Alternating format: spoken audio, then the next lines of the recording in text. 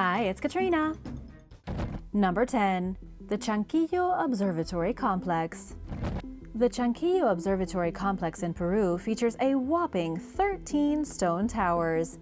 These towers were built between 250 and 200 BC, just over 2,000 years ago. They are considered an advanced ancient technology because these stone towers functioned as a calendar, marking the rise and fall of the sun during different times of the year.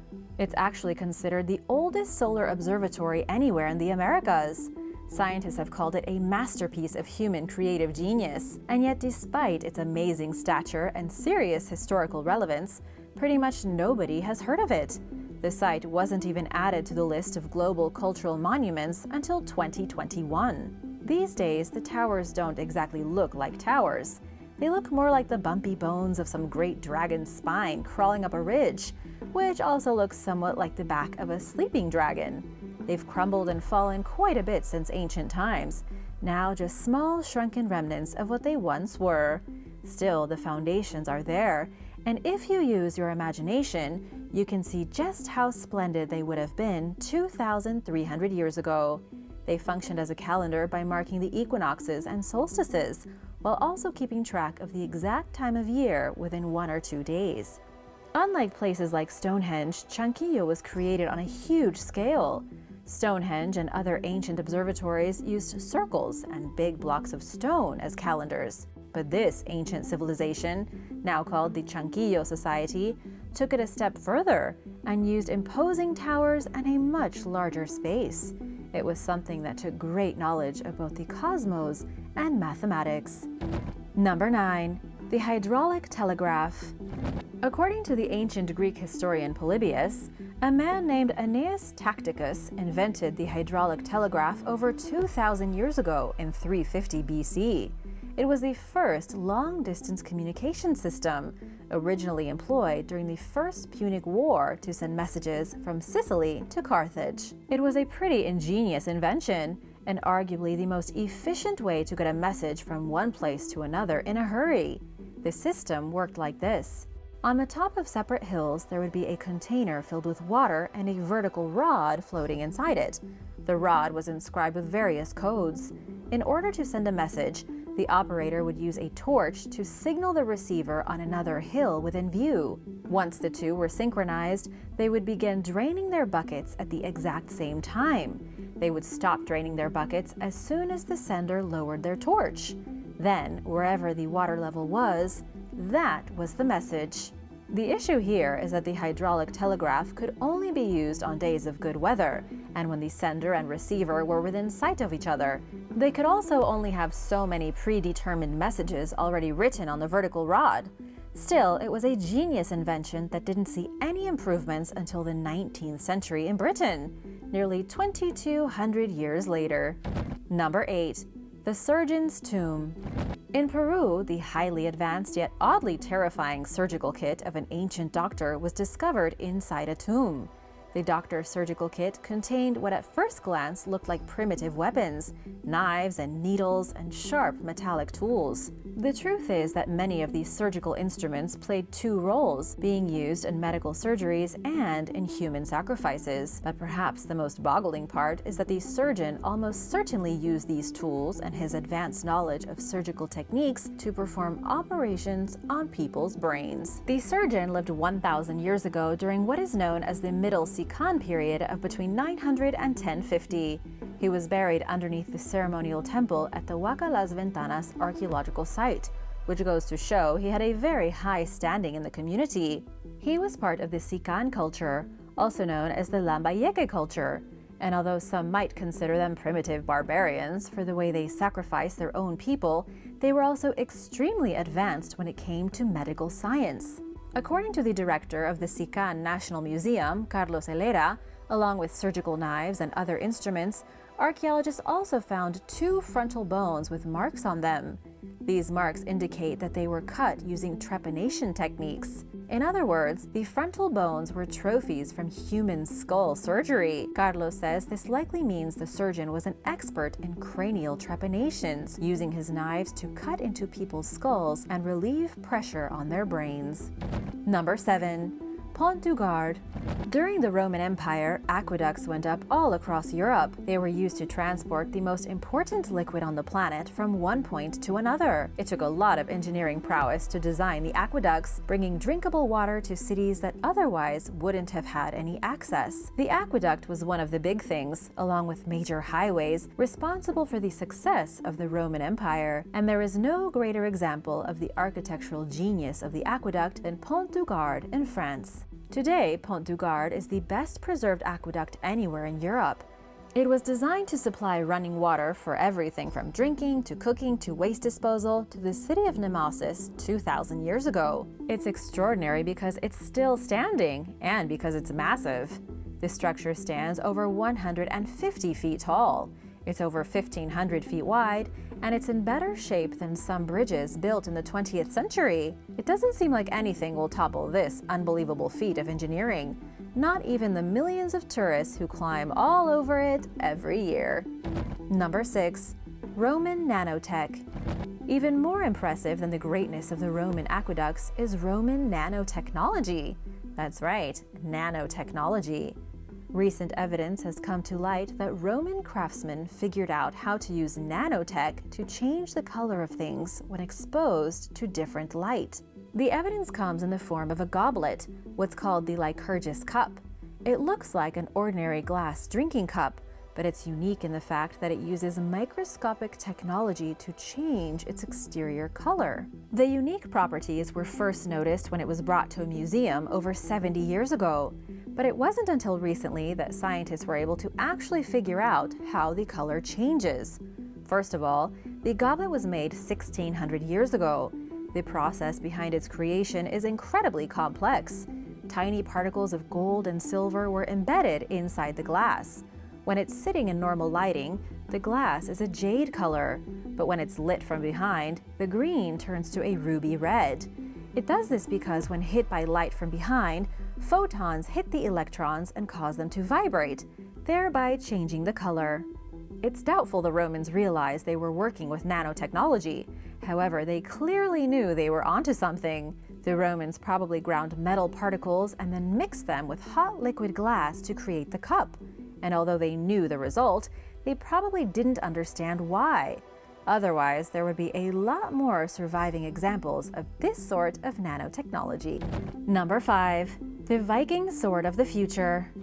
The mysterious Ulfberht swords of the Vikings were created using technology from the future.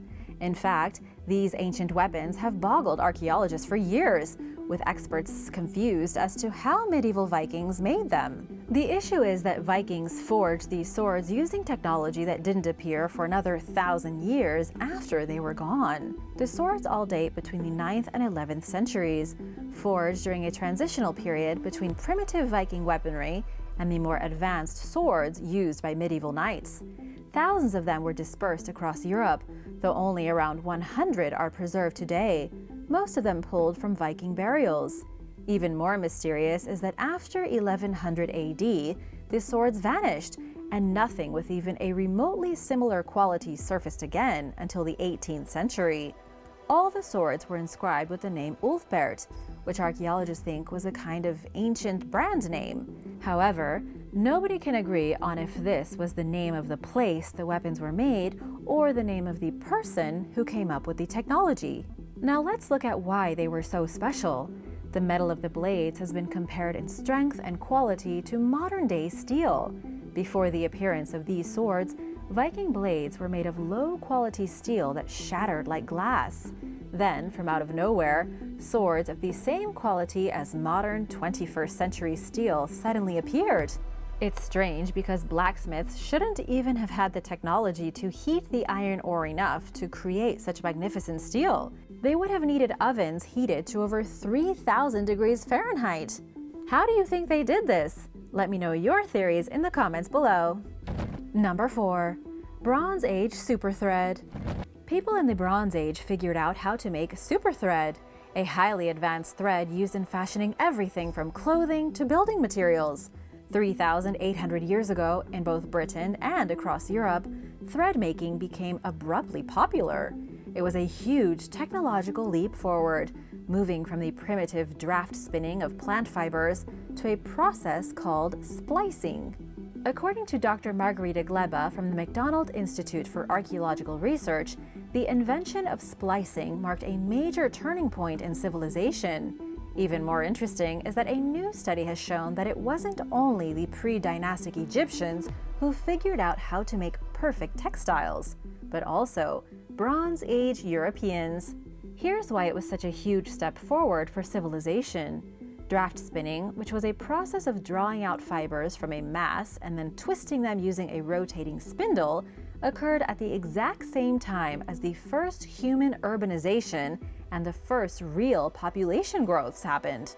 It also coincided directly with major human migration across the Mediterranean region. Learning how to create strong textiles allowed for faster and bigger ships, and for the quicker processing of materials. It was one of the first real technologies that allowed humans to go further than they ever had before. Number 3. Technology spreads disease. The discovery of a parasitic egg inside of a grave 6,200 years old has proven something a little strange. The parasitic egg is direct evidence of an unintended side effect of the first agricultural irrigation systems in the Middle East. It would appear that with the birth of irrigation in Syria over 6,000 years ago, ancient people managed to inadvertently spread disease with more effectiveness than ever before.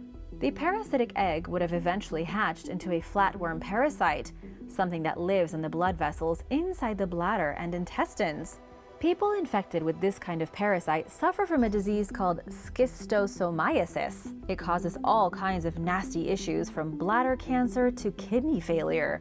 But up until the introduction of crop irrigation in ancient Mesopotamia, it wasn't a very big issue. Man-made technology was responsible for the first major disease outbreaks. According to Dr. Pierce Mitchell from the University of Cambridge, whoever contracted the parasite had done so through the use of irrigation systems. Before 7,500 years ago, the parasite was restricted to living its early life inside freshwater snails, and then attaching onto people who went swimming in the water. The parasite would burrow into the skin and then cause the disease. But the irrigation systems distributed the water to crops, which were then distributed to the masses, giving the parasites 1,000 new avenues of infection. They could now infect people without having to wait for them to go swimming. They were distributed by the irrigation system to everyone with a vengeance. Number 2. The ancient Maya road system. One of the greatest technologies implemented by the Maya people was a system of highways that linked their great empire together.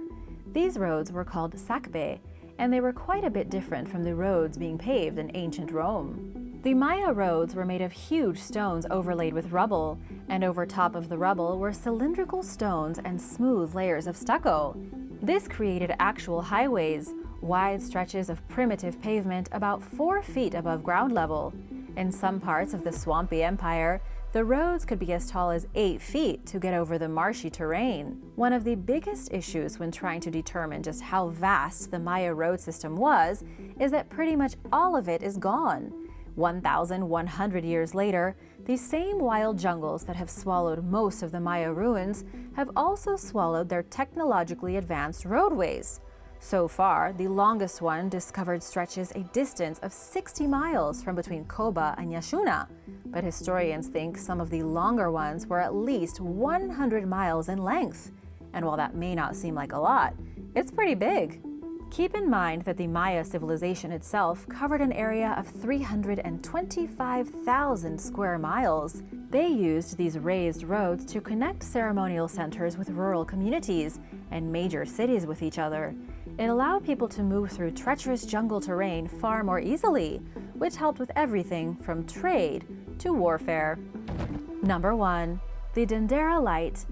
The Dendera light is either the first evidence of a light bulb being used in Egypt, or just a really coincidental artistic rendering of a mythical snake in a womb. The light isn't a physical artifact, but a stone relief at the Hathor Temple, which itself is located in the temple complex of Dendera. The depiction shows what appears to be a very long electric bulb with a wire in it and a filament, being wielded by an unknown pharaoh or a servant. It's hard to say. The light bulb, which looks like a modern cathode ray tube, also appears to be connected via a long wire to a battery. At first glance, it really does look like a light bulb.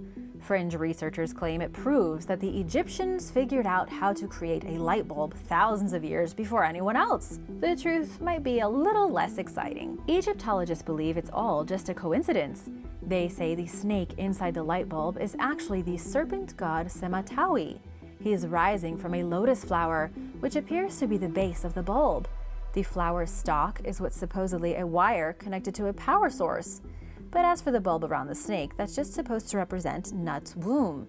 Nut is the goddess of night. With all these things put together, the relief is really just a depiction of the rising sun conquering night via the snake god rising through the lotus and being born from the night goddess's womb. It's a mouthful and probably the most convoluted way to draw a sunrise, but that's the ancient Egyptians for ya. Either they invented the light bulb, of which no physical proof has ever been found, or they just really liked complicated reliefs on their temple walls. Thanks for watching! Which of these incredible ancient technologies do you feel was the most advanced for its time? Let me know your thoughts in the comments, and be sure to hit that subscribe button for more videos like these. See you soon! Bye!